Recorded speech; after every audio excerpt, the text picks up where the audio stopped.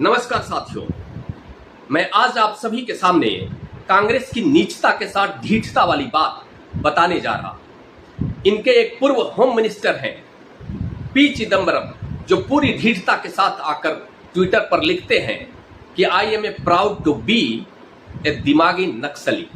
इनको गर्व है दिमागी नक्सली होने पर। मैं ये कह सकता हूं कि जब व्यक्ति पूरी झुंझलाहट के साथ जब हर प्रकार के प्रयास से हार जाता है, तो अब वो अपनी असली नीचता पर उतर जाता है।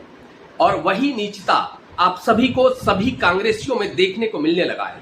इनके जो शीर्ष नेतृत्व है उन सब के चरित्र में देखने को मिलने लगा है। आप सभी ने देखा कि 15 अगस्त के दिन कांग्रेस के कार्यालय में वंदे मातरम का खुलेआम सोनिया गांधी जी के द्वारा अपमान किया जाता है।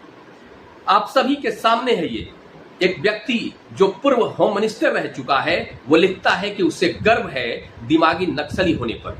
मैं ये कह सकता हूं कि ये वही लोग हैं जिनके द्वारा पोषित इस देश के अंदर सभी नक्सली थे, जिनके द्वारा ही खाना पानी पहुंचाया जाता होगा। हम ये कह सकते हैं कि उनका इस्तेमाल ये जरूरत के हिसाब से करते होंगे।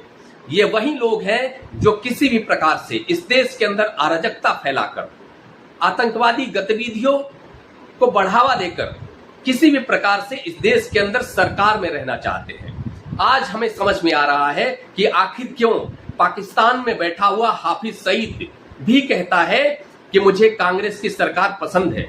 मैं ये चाहता हूं कि कांग्रेस की सरकार आ जाए। यह सब कुछ आपको समझने की आवश्यकता है। आप सभी सोच सकते हैं कि इस देश का जो भी दुश्मन रहा है वो मोदी से नफरत क्यों करता है।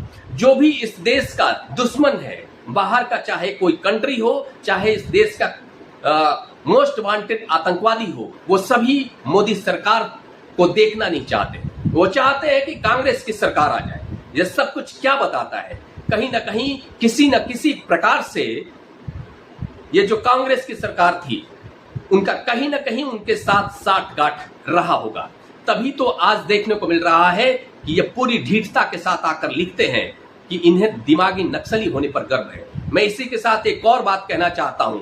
आदरणीय प्रधानमंत्री जी, आपसे कहना चाहता हूं कि इस प्रकार की हिमाकत करने वाले के खिलाफ कोई संवैधानिक व्यवस्था होनी चाहिए। इतना संविधान में प्रावधान होना चाहिए, इतना मजबूत कानून होना चाहिए कि चाहे कोई व्यक्ति कोई भी हो, वो ऐसी हिमाकत नहीं कर सके ताकि किसी भी भारतीयों का दिल दुखी हो जाए। मुझे आप पर भरोसा है, आप कुछ ना कुछ करेंगे। नमस्कार।